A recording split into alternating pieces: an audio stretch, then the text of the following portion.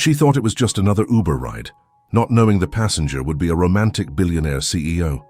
Sarah Mitchell's hands gripped the steering wheel as she accepted her last ride of the night. 3 jobs, 16 hours, and all she wanted was her bed. The rain hammered against her windshield as she pulled up to the luxury hotel at 2 a.m., but instead of another drunk businessman, a man in a soaked tuxedo slid into her back seat, his eyes holding a sadness that would change both their lives forever.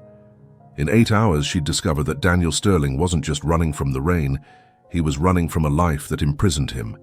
And she wasn't just his driver, she was his escape. Welcome back to our channel, everyone. If you're new here, please hit that subscribe button and ring the notification bell to join our family of story lovers. Drop a comment telling me where you're watching from. I love connecting with viewers around the world.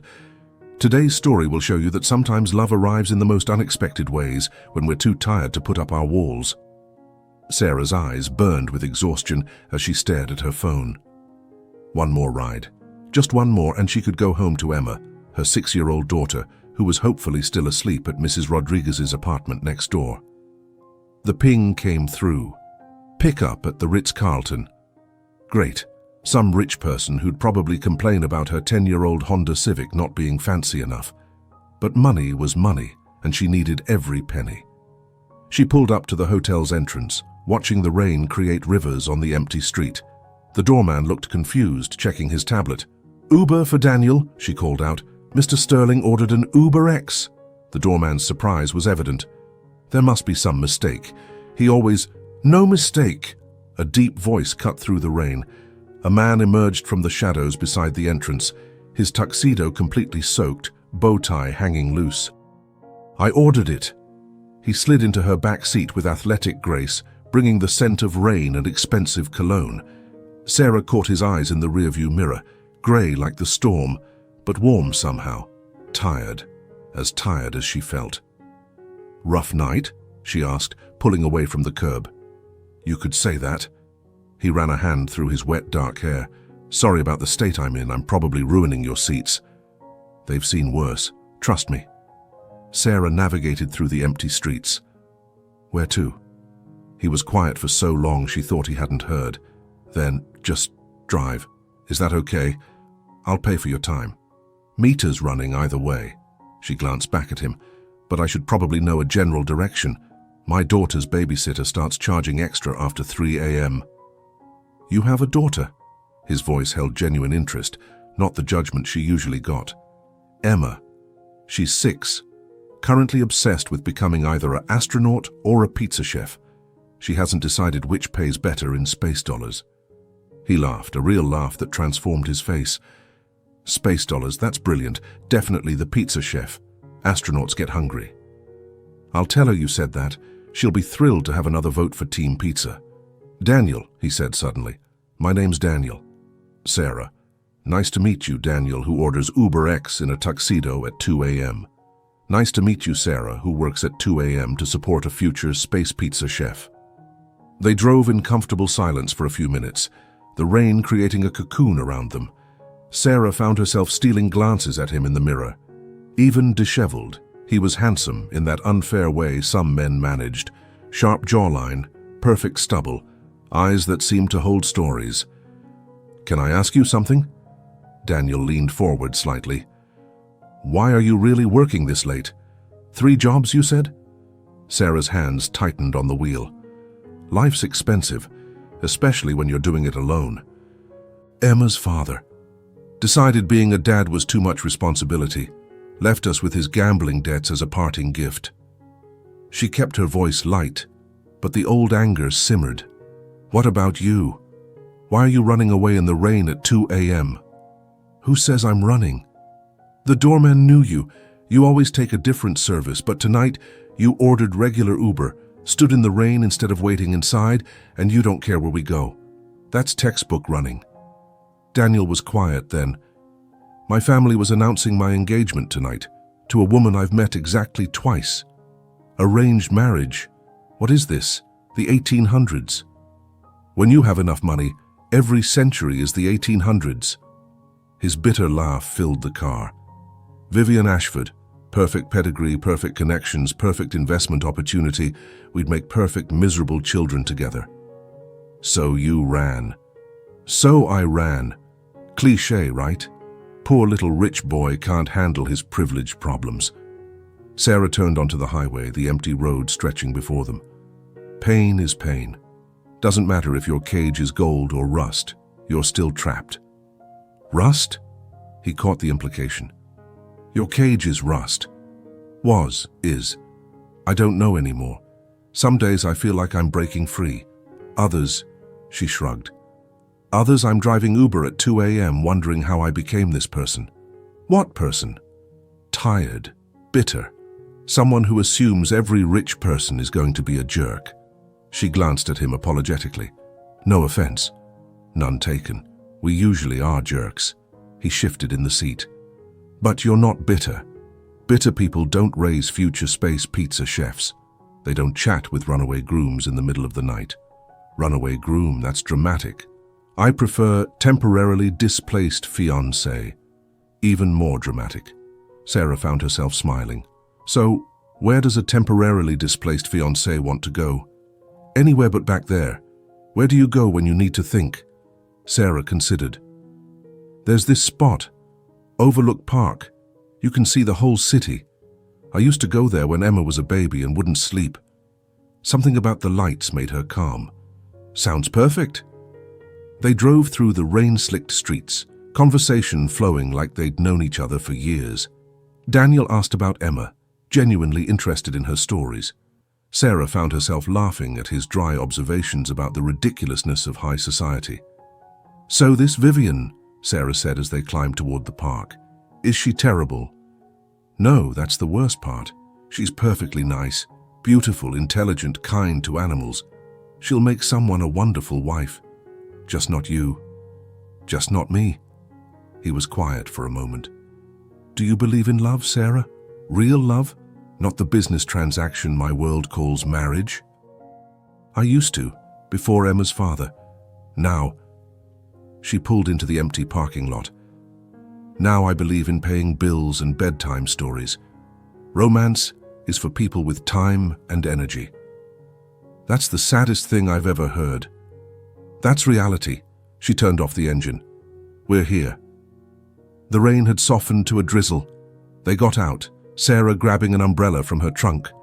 The city spread below them, lights twinkling like earthbound stars. It's beautiful, Daniel said softly. Emma calls it the fairy light kingdom, says that's where all the wishes go to wait their turn. What would you wish for? Sarah considered. Time. Just time to breathe, to be a mum without being three other things, to remember who I was before life got so complicated. She glanced at him. You? Connection. Real, honest, messy, human connection. Someone who sees Daniel, not Sterling Industries' CEO. Sarah's head snapped toward him. Sterling Industries, oh my God, you're that Daniel Sterling? Guilty. He winced. Does it matter? You're worth billions. On paper. In reality, I'm worth exactly what you see. A wet guy in a ruined tuxedo who can't face his own engagement party. Sarah stared at him, then burst out laughing. I'm charging a billionaire $2.50 a mile to run away from home. Best money I've ever spent. He moved closer under the umbrella. You didn't know who I was. Do you know how rare that is, to have someone talk to me like a person? You are a person. Tell that to everyone in my life. To them, I'm a stock portfolio with legs. He turned to face her fully. But not to you. To you, I'm just Daniel who votes for space pizza. Daniel who's getting my umbrella wet with his ridiculous height, Sarah corrected, but she was smiling. Sorry. He didn't move back. Sarah, can I ask you something crazy? Everything about tonight is crazy. Keep driving with me until sunrise. I'll pay whatever you want. I don't want to go back yet, and I don't want to stop talking to you. Sarah knew she should say no. Emma would wake up at 7. She had her day job at 9. This was insane. Okay, she heard herself say, but I'm charging you extra for the crazy request fee. Deal. His smile made her stomach flutter in a way it hadn't in years. "Where to next, driver? Are you hungry? I know a 24-hour diner that makes the best pancakes in the city. Fair warning, it's not fancy." "Perfect. I hate fancy," says the billionaire in the designer tux. "Former tux. I think it's more of a very expensive dish rag now." They returned to the car, and Sarah felt something shift. This wasn't just a ride anymore. This was something. Something dangerous and wonderful and absolutely impossible. But for tonight, she didn't care about impossible. Have you ever met someone at exactly the wrong time but felt like exactly the right person? Sometimes the universe has terrible timing but perfect aim. Let me know your thoughts in the comments below. The diner was everything Daniel's world wasn't. Cracked vinyl booths, flickering neon, the smell of coffee strong enough to wake the dead. The lone waitress, Dolores according to her name tag, raised an eyebrow at Daniel's appearance. "Rough night, hun?" she asked, pouring coffee without being asked. "The best worst night," Daniel replied, sliding into the booth across from Sarah. "I know that feeling. Pancakes?" "Pancakes," they said in unison, then laughed. "Coming right up, lovebirds." "We're not—" Sarah started, but Dolores was already gone. "Sorry," she assumes. "Don't apologize. Being mistaken for your boyfriend is the highlight of my night." "Your night included a party at the Ritz-Carlton." "Exactly." He wrapped his hands around the coffee mug. "Tell me about before. You said you used to remember who you were. Who was that?" Sarah traced patterns on the worn table. Someone who painted, who traveled, who believed life was an adventure waiting to happen. She laughed self-consciously. "God, I sound like a bad motivational poster." "You sound like someone who had dreams. What happened to the paintings?" "In storage. No room in our apartment, no time to create. Emma's art supplies took priority." She sipped her coffee. "It's fine. Parents make sacrifices." "But you miss it. Every day." The admission surprised her. "I haven't told anyone that, not even my mom." "Why not?" "Because it sounds ungrateful. I have Emma. She's everything. Wanting more feels selfish." "Wanting to be whole isn't selfish, it's human." Daniel leaned forward. "What did you paint?" "Abstracts mostly. Emotions given color. Joy was always yellow with hints of orange. Sadness was blue but with silver threads, because even sadness can be beautiful." She stopped. "I'm rambling." "You're sharing.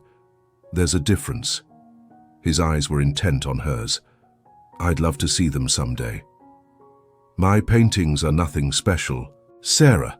He reached across the table, not quite touching her hand. "Stop diminishing yourself. You're an artist who drives Uber to support her daughter. That's heroic, not shameful." The pancakes arrived, stopping whatever Sarah might have said. They ate in comfortable silence, the diner's warmth seeping into their bones. "Can I tell you something?" Daniel said suddenly. "I haven't felt this relaxed in years, maybe ever. Must be the pancakes. Must be the company." He smiled at her eye roll. "I'm serious. Do you know what my usual nights are like? Charity galas where everyone wants something, business dinners that are more performance than meal, dating women who see my bank account before they see me." "Poor little rich boy," Sarah teased, but gently. "I know how it sounds, but loneliness doesn't check your net worth before it visits." He pushed syrup around his plate. "I'd trade it all for this. Real conversation at 3 a.m. with someone who doesn't want anything from me. I want something from you." His face fell. "Oh, yeah. I want you to finish those pancakes so Dolores doesn't think her cooking scared you off. She's sensitive about her pancakes." Relief and something else, admiration, crossed his face. "You're dangerous, you know that?" "Me? I'm a single mom who drives Uber, literally the least dangerous person alive." "Wrong. You're honest and kind, and you make me forget that my entire life is scheduled in 15-minute increments." He checked his phone, then deliberately turned it off. "See? Dangerous." Daniel Sterling turns off his phone. Wall Street trembles. "Let it tremble. I'm having pancakes with a beautiful woman who doesn't care about my portfolio." Sarah felt heat rise in her cheeks. "Don't." "Don't what?" "Don't flirt with me. This is, whatever this is, it can't be that." Why not? Because in a few hours you'll go back to your world and I'll go back to mine. They don't overlap, Daniel. They don't even exist in the same universe. They're overlapping right now. In a bubble, a 2 a.m. pancake bubble that bursts at sunrise, she signaled for the check. We should go. Sarah, no. I know how this story ends. You're sweet and I'm lonely, and we'll convince ourselves this means something. Then reality hits, and you remember I'm a single mom with baggage and bills, and I remember you're a billionaire with a life I can't even imagine. She grabbed the check before he could. This one's on me. Sarah, please. My ride, my rules. She stood. Come on, let's find somewhere to watch the sunrise, then I'll take you home. Daniel followed her out, Dolores calling after them to be good to each other. The rain had stopped, leaving the world washed clean and gleaming. In the car, the silence was heavier. Sarah kicked herself for ruining the easy flow between them, but it was better this way. Clean boundaries, no false hope. I'm not him, Daniel said quietly. What? Emma's father. Whatever he did, however he hurt you, I'm not him. I know that. Do you? Because you're so sure I'll hurt you that you're rejecting me before I get the chance.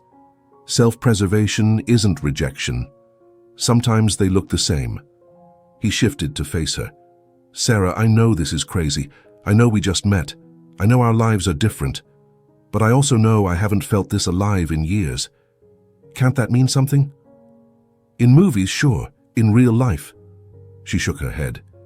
In real life, the clock strikes midnight and Cinderella goes back to her normal life. What if Prince Charming doesn't want her to go?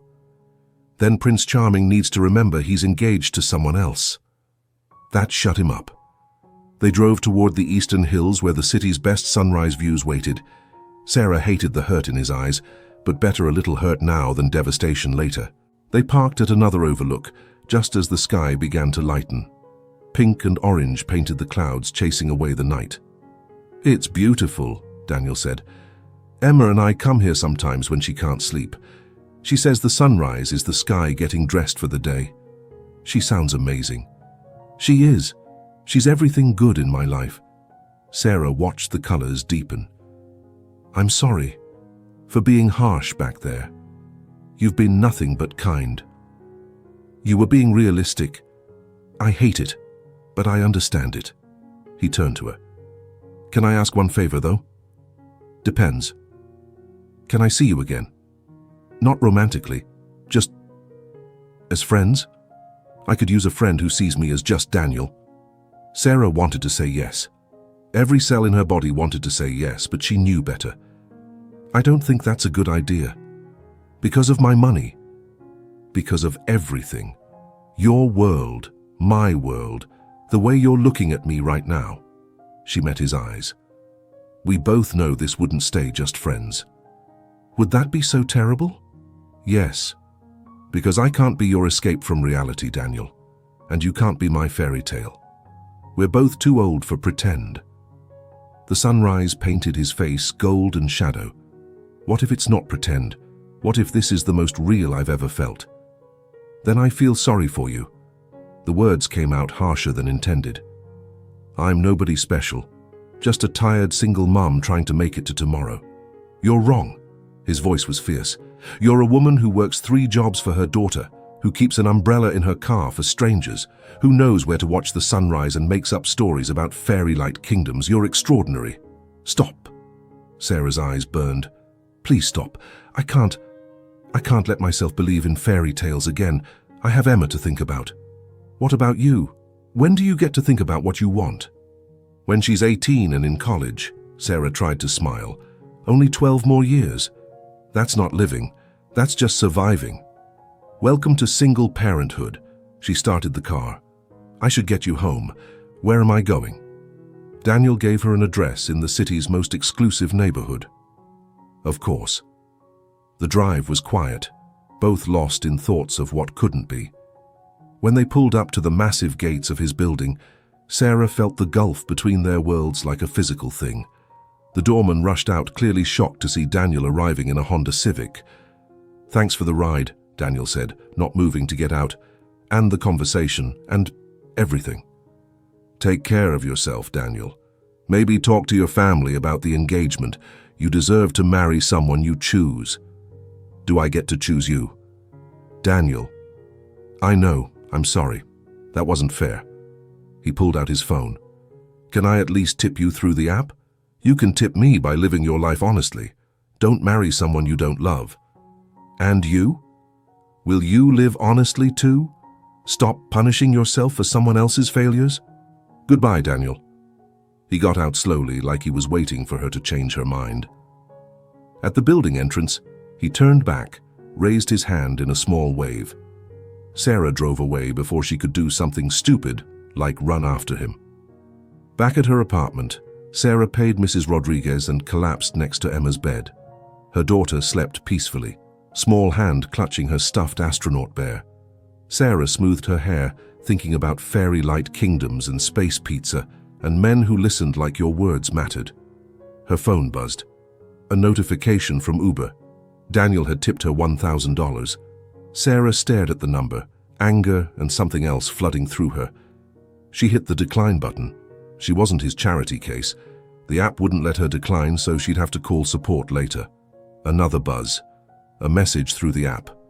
Not charity. Payment for the best night I've had in years. Please don't decline. D. Sarah turned off her phone and closed her eyes. In 3 hours, she'd have to get up for her day job. Life would go on. Last night would fade into a strange dream, a story she'd never tell anyone. But as she drifted off, she could still smell rain and expensive cologne, still hear his laugh when she'd mentioned space dollars, still feel like maybe, just maybe, she'd let something precious drive away. 2 weeks passed in a blur of routine. Sarah declined the tip 3 more times before Uber support told her she had to accept it. She put it straight into Emma's college fund and tried not to think about grey eyes and genuine smiles. "Mommy, you're sad again," Emma observed over breakfast. "I'm not sad, baby, just tired." "You're tired, sad. That's different from regular tired." Emma pushed her cereal around. "Is it because of money?" "No, we're okay on money." "Then why?" "How did you explain to a 6-year-old that sometimes you met the right person at the wrong time? That some bridges couldn't be crossed no matter how much you wanted to try?" "Just grown-up stuff. Nothing for you to worry about." Emma studied her with those 2 wise eyes. "Maybe you need a fairy-light kingdom visit." "Maybe I do." Sarah's phone rang. Her day job. "Hello? Sarah? It's Janet. I'm sorry, but we have to let you go. The company's downsizing and..." The words faded into white noise. Let go. Downsizing. 2 weeks severance. Sarah hung up numbly. 3 jobs down to 2. The math didn't work. Even with double Uber shifts, she couldn't make rent and Emma's after-school care and... "Mommy?" Emma's small hand touched hers. "Are you crying?" Sarah hadn't realized she was. "Happy tears, baby. Just happy tears." That night, after Emma was asleep, Sarah sat with her laptop, looking at her bank balance. The $1,000 from Daniel sat there mocking her. She'd wanted to save it for Emma's future, but the present had other plans. Her phone buzzed. An Uber request. Pick up at... Her heart stopped. The Ritz-Carlton. She almost declined. Then she saw the note. "Please, I just need a friend tonight. D." Against every smart instinct, Sarah accepted. He was waiting outside. No tuxedo this time. Just jeans and a sweater that probably cost more than her rent. He looked tired, older somehow.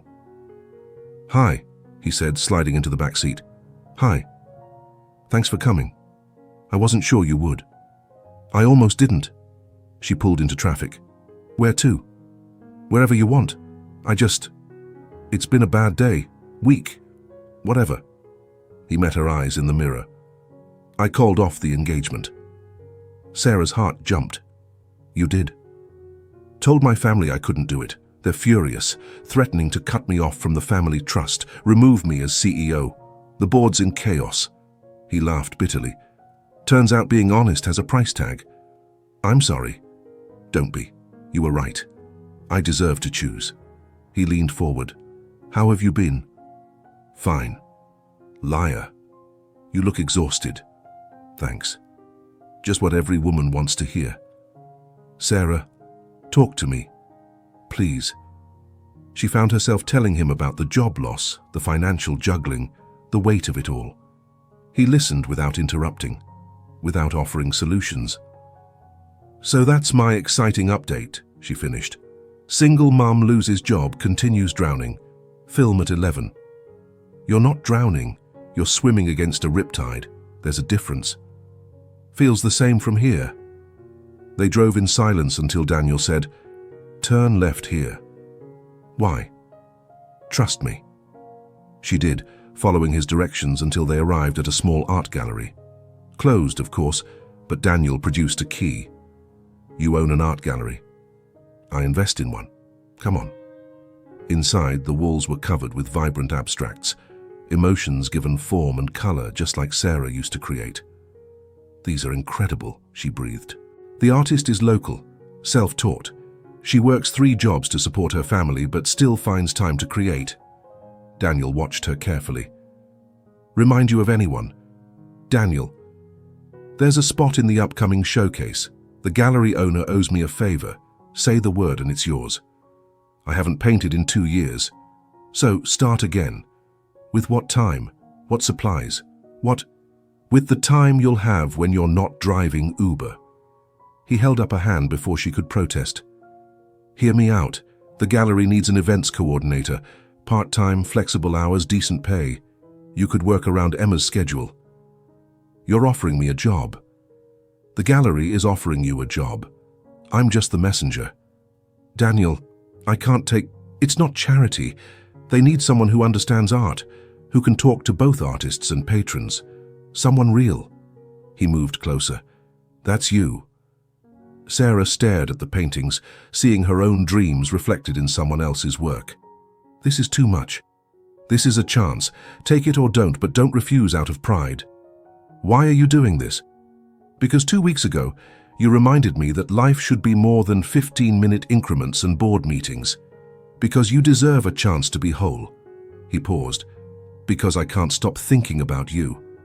Daniel, I know. Different worlds. Can't work. I heard you.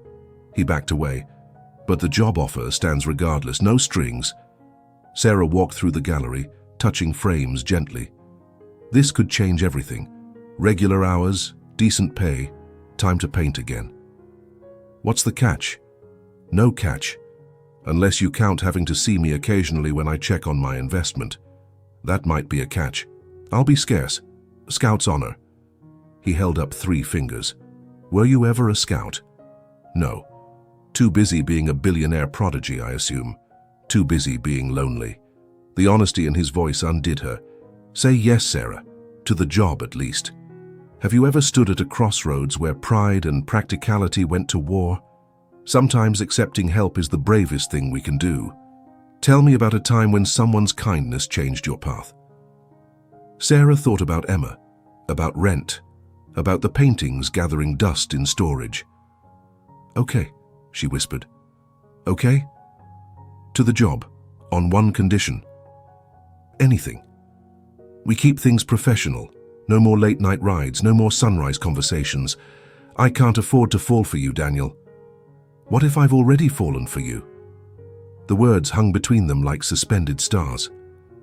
Then you'll have to get back up, Sarah said quietly, because I can't catch you. I'm barely keeping myself upright. I don't need you to catch me. I just need you to let me exist in your orbit. My orbit's pretty chaotic. Single mom, remember? I remember everything. His voice was soft. I remember you have a daughter who can't choose between astronaut and pizza chef. I remember you know where wishes go to wait. I remember you see emotions in color. Stop. I remember you're the first person in years who made me want to turn off my phone. Daniel, please. Professional, I promise. Just let me help. As a friend.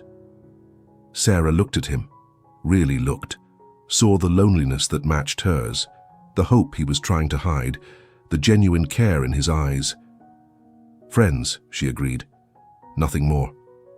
Friends, he repeated, and only Sarah caught the sadness in his acceptance. The gallery job was everything Daniel promised. Sarah worked while Emma was at school, coordinating events and managing artists with a natural ease that surprised everyone but Daniel.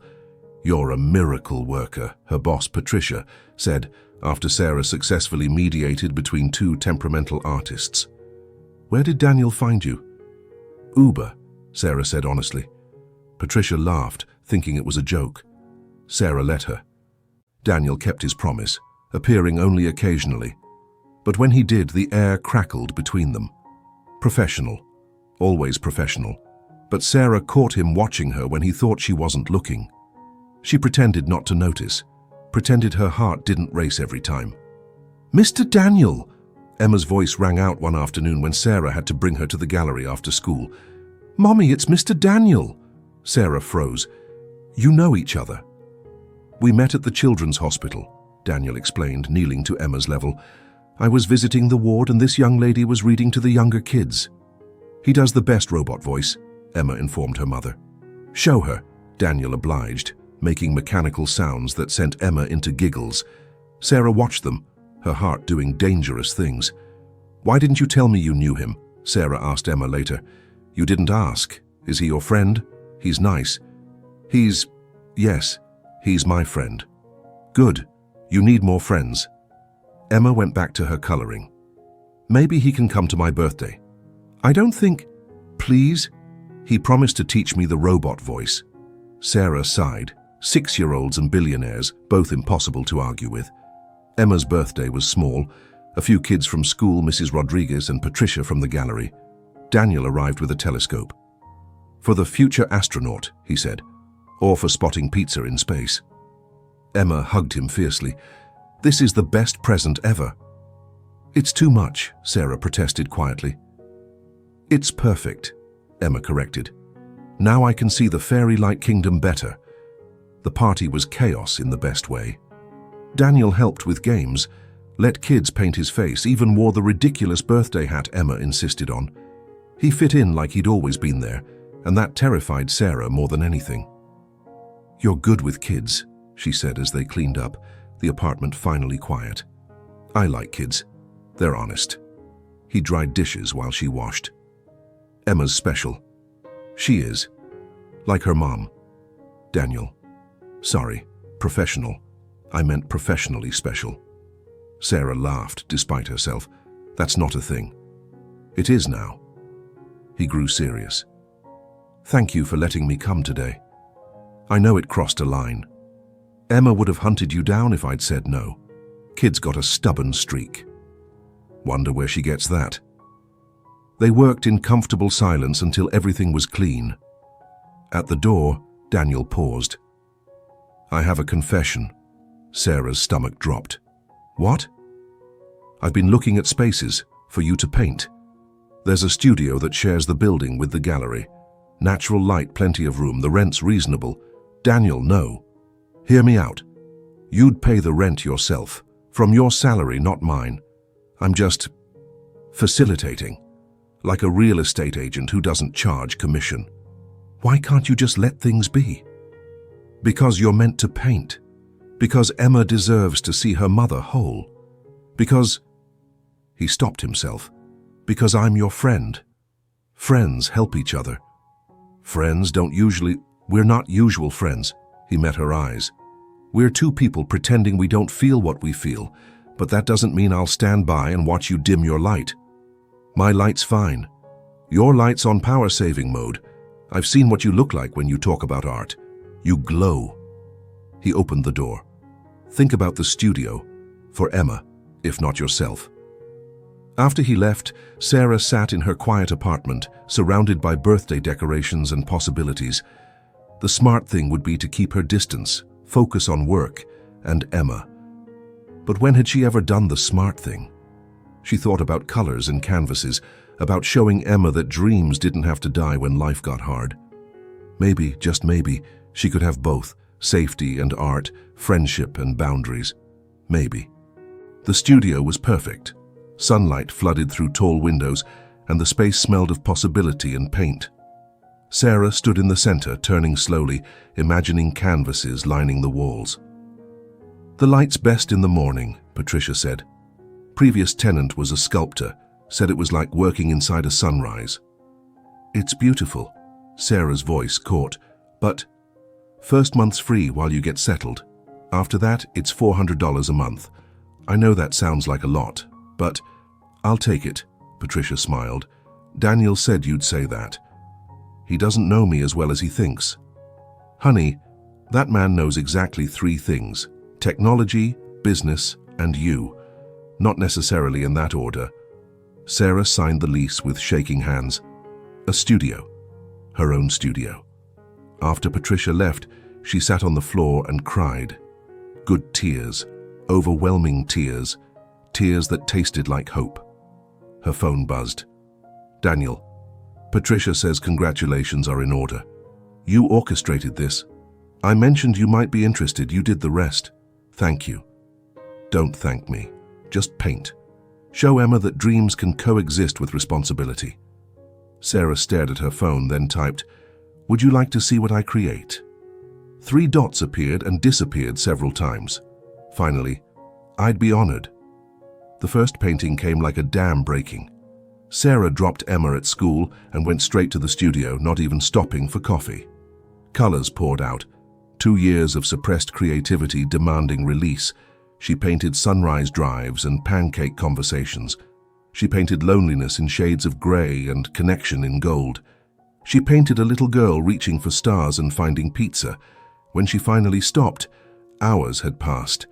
Paint covered her hands, her clothes, her hair. She felt electric, alive in a way she'd forgotten possible.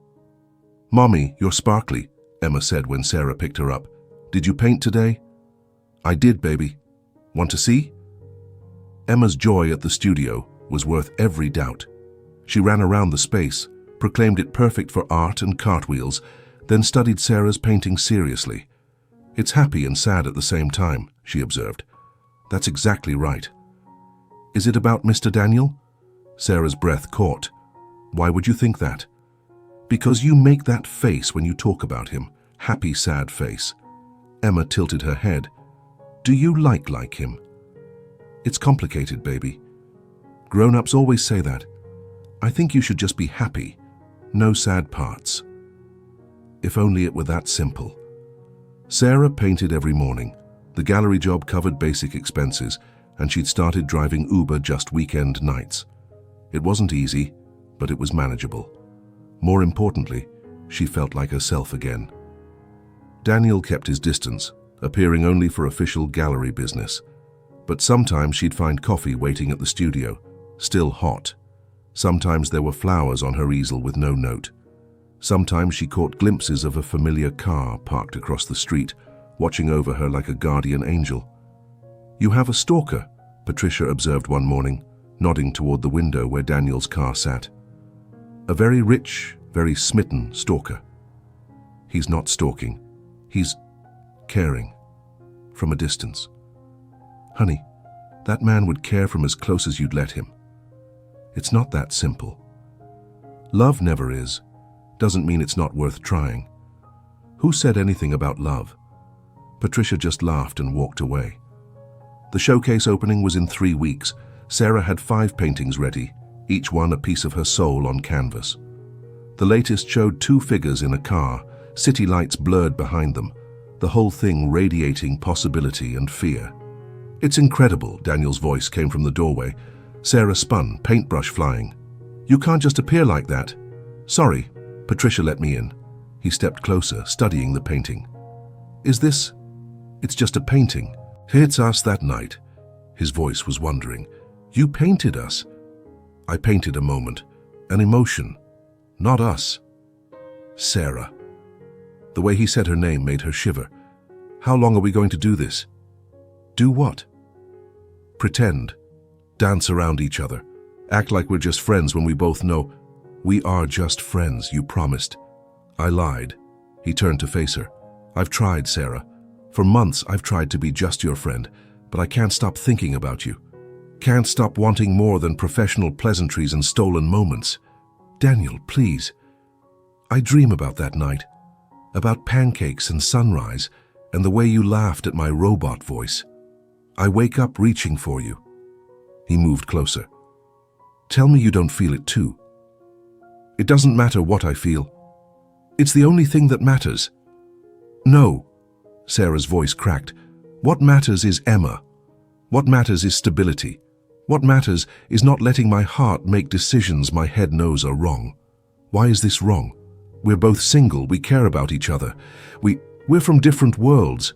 You're a billionaire CEO. I'm a single mum who drives Uber. This isn't a fairy tale, Daniel. This is real life. You think I care about any of that? You should. Your board, your family, your entire world would look at me and see a gold digger. They'd look at Emma and see baggage. We'd be a scandal, a phase, You'd be everything. His voice was fierce. You already are everything, you and Emma both. Sarah's eyes filled. Don't make me hope for something that can't work. Why can't it work? Give me one real reason. Because I'm terrified. The words exploded out. Because the last man who said I was everything left me with debt and a broken heart. Because I can't risk Emma getting attached to someone who might leave. Because I'm barely holding my life together and you make me want to let go. Daniel crossed to her in 2 strides, cupping her face gently. I'm not him. I'm not going anywhere.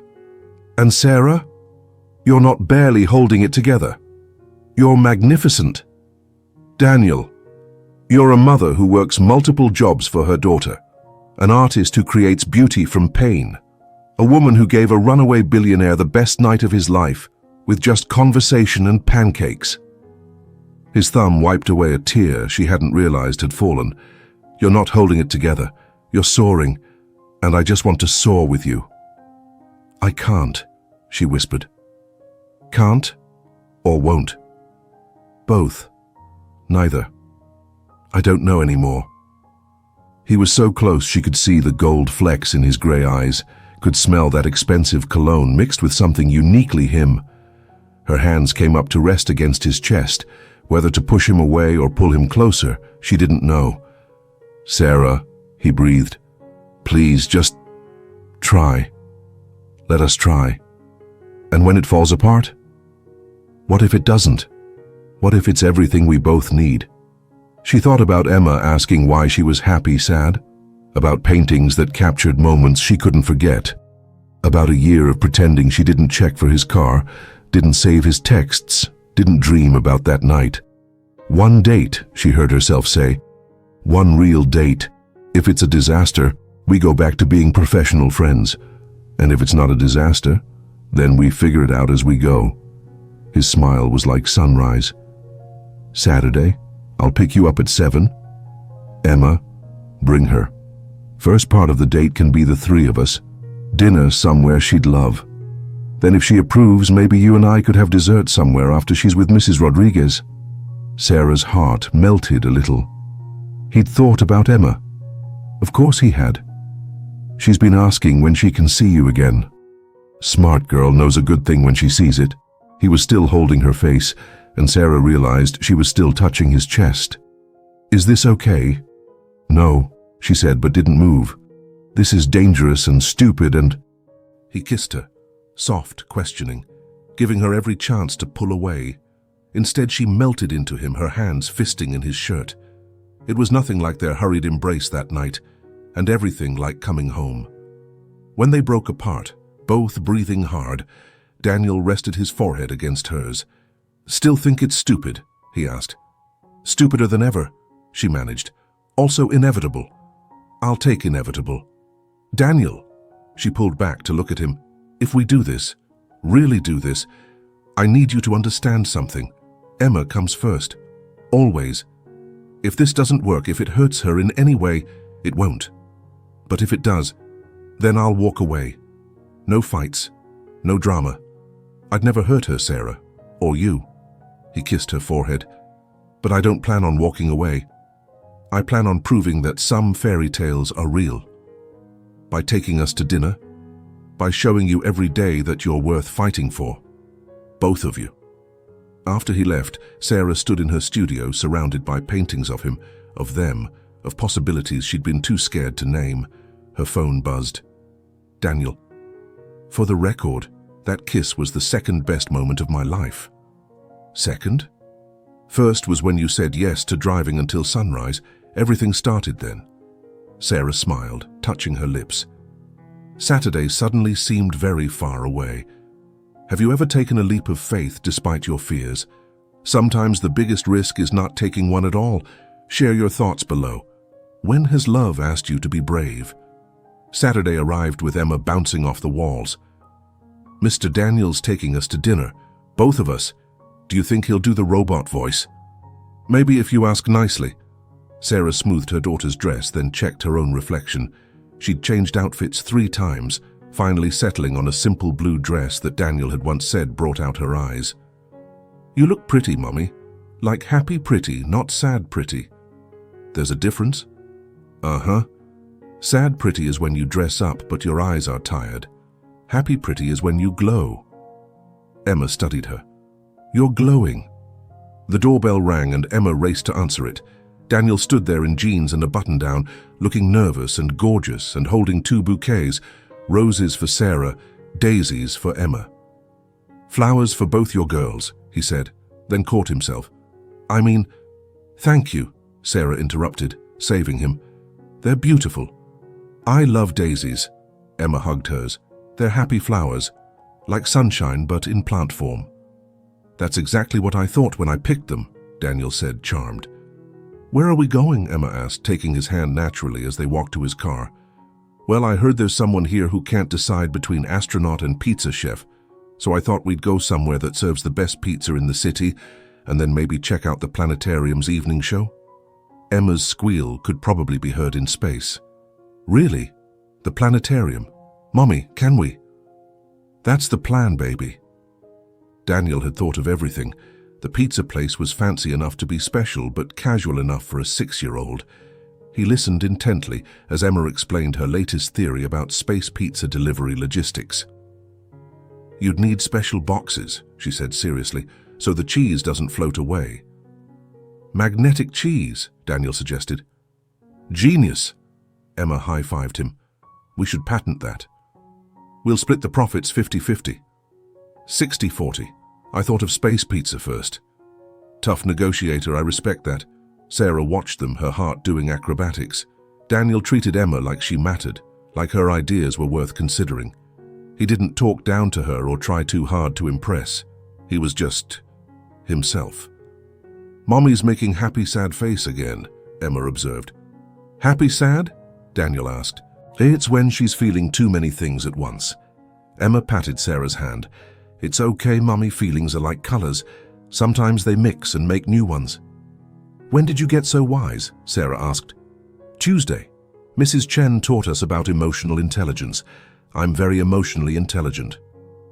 Clearly, Daniel said, fighting a smile. The planetarium was magical. Emma sat between them, gasping at the stars, whispering questions that Daniel answered with patience and wonder. When she started getting sleepy, she curled into Sarah's side but kept hold of Daniel's hand. This is the best night ever, she murmured. Can we do this again? Any time you want, Daniel said softly.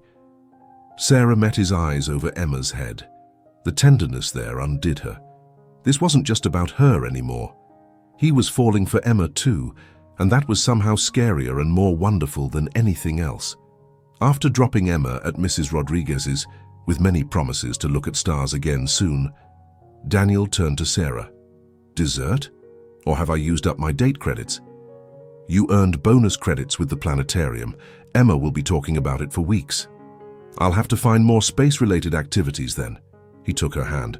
Is this okay? I know we're taking things slow. Glacially slow, Sarah agreed, but intertwined their fingers. Where are we going? Remember that diner? Dolores has been asking about the lovebirds for months. Sarah laughed. You went back? Every Tuesday, hoping maybe you'd show up. He glanced at her. Pathetic, right? Sweet, definitely pathetic, but also sweet. Dolores greeted them like returning heroes. Finally, I was starting to think I'd imagined you two. Just took us a while to find our way back, Daniel said, sliding into their old booth. Pancakes? Just coffee and pie, Sarah said. We had pizza with my daughter. Daughter? Dolores beamed. How old? 6. and already negotiating business deals with this one. Smart girl, keep him on his toes. Dolores winked and bustled off. So, Daniel said, suddenly shy, how am I doing so far? On the date? Or with Emma? Both. Either. I'm kind of flying blind here. You're doing perfectly. Sarah squeezed his hand. Emma already asked if you could come to her school's career day. Really? What would I talk about? Probably robots and space pizza, knowing her. I can do that. He played with her fingers. Sarah, I need you to know something. This isn't just about you. I mean, it started that way. But Emma, she's incredible. You both are. She likes you too. A lot. Which terrifies me. Why? Because if this doesn't work, I'm not the only one who gets hurt. Then we make it work. He said it simply, like it was that easy. We take it slow. We communicate. We put Emma first. We make it work. You make it sound simple. The best things usually are. We just complicate them with fear. He brought her hand to his lips. I'm all in, Sarah. Whatever that looks like. However slow we need to go, I'm in. Even if it means a lot of pizza dinners and planetarium shows. Especially then.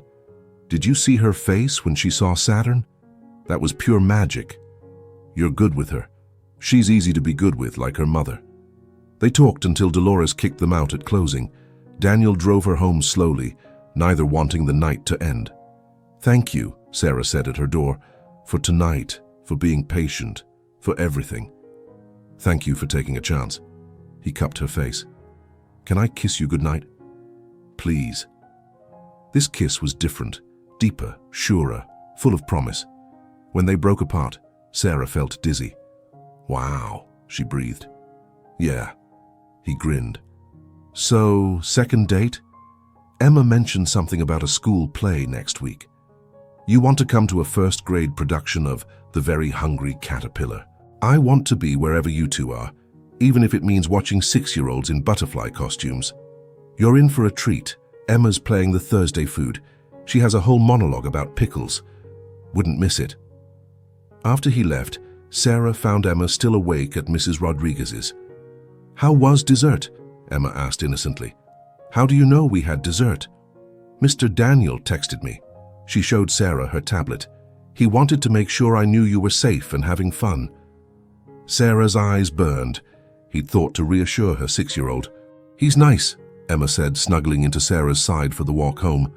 And he makes you glow. Yeah, baby, he does. Are you boyfriend and girlfriend now? We're figuring it out. Well, I approve, in case you were wondering. Emma yawned. He said I could help design the space pizza boxes. Did he now? We're going to be business partners. Sarah carried her sleepy daughter home, thinking about partnerships and possibilities and men who texted 6-year-olds reassurances. Maybe, just maybe, this could work. The next few weeks fell into a rhythm.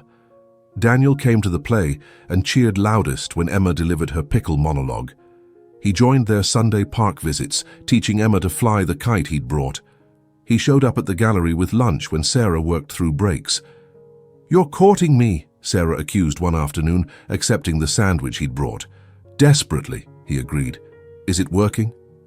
Emma asked if you could come to parent-teacher conferences. Is that a yes? That's a my daughter is planning our wedding warning. Smart girl. I should probably get her input on rings. Daniel. Too soon? But he was grinning. I'll wait at least another month before ring shopping with Emma. Sarah threw a paint rag at him, but she was laughing. It felt good to laugh, to hope, to believe in possibilities again. The showcase opening arrived with Sarah's nerves in overdrive. 5 paintings, pieces of her soul on display for judgment. Daniel had offered to buy them all, but she'd refused. If they sell on merit, not because my boyfriend wants to support me. Boyfriend? He'd perked up. Is that what I am? What else would I call you? Love of your life? Future husband? Emma's business partner? Definitely the last one. She's drawn up contracts for the space pizza venture. I expect nothing less. The gallery was packed. Sarah wore the blue dress from their first date, and Daniel kept finding excuses to touch her, hand on her back, fingers brushing hers, little anchors of support. "Breathe," he murmured. "They love your work." He was right. The paintings drew crowds, conversations, connections. The piece from their first night, two figures in a car surrounded by city lights, had 3 bidders fighting over it. "It's like hope and fear had a baby," one collector said. "I need it." By evening's end, all 5 paintings had sold. Sarah stood in the empty space where her work had hung, tears streaming. "You did it," Daniel said, pulling her close. "I'm so proud of you." "They liked them, they really liked them. They loved them like I love you." Sarah froze. "What?" "I love you, Sarah Mitchell. You and your space pizza designing daughter and your sunrise stories and your paintings that make people feel." He wiped her tears. "I've loved you since you told me I was worth more than my bank account." "Daniel, you don't have to say it back. I just needed you to know. I'm not going anywhere." "I love you too," she whispered. "I've been trying not to, but I do.